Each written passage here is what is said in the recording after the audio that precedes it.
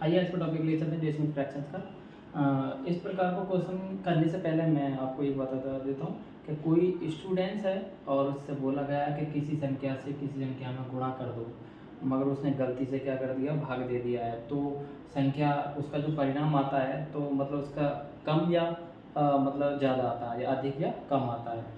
ठीक है, आने के बाद फिर पूछता है कि उसकी संख्या ज्ञात क्या होगी। ठीक है, अगर इस प्रकार का क्वेश्चन आया तो वो इसी लैंग्वेज पर आधारित आता है। ठीक है, तो हम इसको कैसे निकालेंगे, बस सिर्फ यही जानना है इसमें। ठीक है, देखो पहले मैं आपको बता दे रहा हूँ कि इस प्रकार का क्वेश्चन आता है कम या अधिक के लिए, तो एक फंडा होता है जिसे हम निकाल सकते हैं।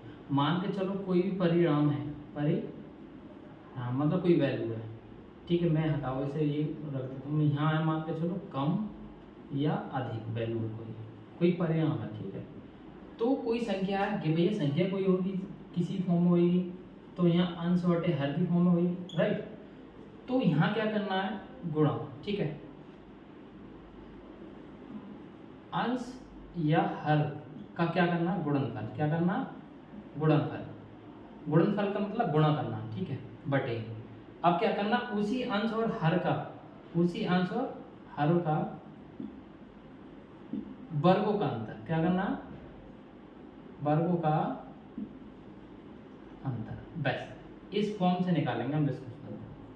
अगर इस प्रकार का क्वेश्चन कहीं भी दिख जाए आपको तो हमें निकालना होगा इस प्रकार से। कोई भी परिणाम आता है कम या अधिक, गुणा अंश और हर का क्या, गुणनफल, और फिर बटे में अंश और हर वर्गों का अंतर। ठीक है, ये निकालना। बस देखो जानते हैं हम कैसे निकालते हैं।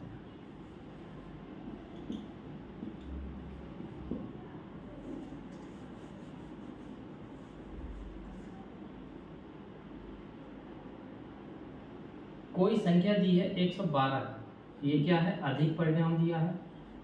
ठीक है, हम इससे कोई मतलब नहीं। अब इसने दिया है 3/5, मतलब क्या है, ये अंश है ऊपर वाला और नीचे वाला क्या है, हर है। ठीक है, देखो मैंने क्या बोला है, इनका गुणनफल कितना हो गया, गुणनफल भाई गुणनफल तो हो गया 3×5 = 15। ठीक है, अब इसने बोला है इनके वर्गों का अंतर। क्या बोला था उसने, वर्गों का अंतर। तो 3×3 = 9 और 5×5 = 25, तो इनका अंतर कितना है, 16। ठीक है, समझ में आया भाई, इनका वर्गों का अंतर कितना है, 16। ठीक है, अब निकालो इसका गुणनफल कितना है, 15। ठीक है, इतना समझ में आ गया। जब इतना समझ में आ गया तो क्वेश्चन निकल गया हमारा। ये कितना है, 112 गुणा, मैंने क्या बोला, कि गुणनफल कितना ऊपर रखेंगे 15, और जो वर्गों का अंतर आया था वो कितना आया था, 16। ठीक है, अब इसको हम काटेंगे तो कितना आएगा, 16 से क्या वर्ग आया, 16 7 112 मतलब 7। तो 15 ऊपर क्या बचा, 7 × 15, तो 15 7 कितने हो गए, 105। मतलब ये संख्या थी, ये आंसर आया। ठीक है, आई होप क्या आपके समझ में आ गया होगा। दोबारा से बता रहा हूँ, जो आपके समझ में आ जाएगा अच्छे तरीके से।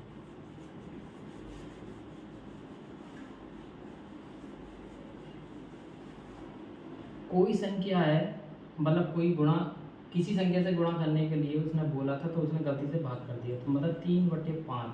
ठीक है, ये है हमारा अंश बटे हर।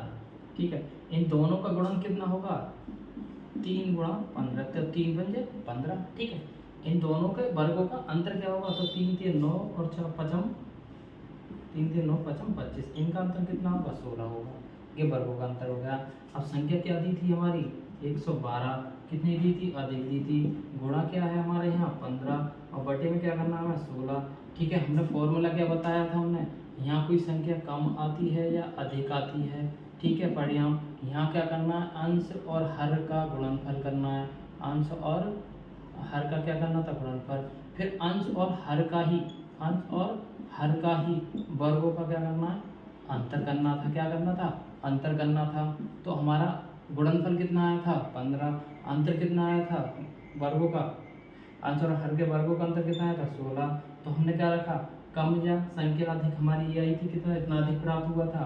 और फिर गुणनफल कितना आया था हमारा, 15 आया था। हमारा वर्गों का अंतर कितना आया था, हमारा 16 आया था। तो बस गुणा कर दो इसको, क्या वर्ग है, 7 बार 15 7 105, 5 105 आंसर आया।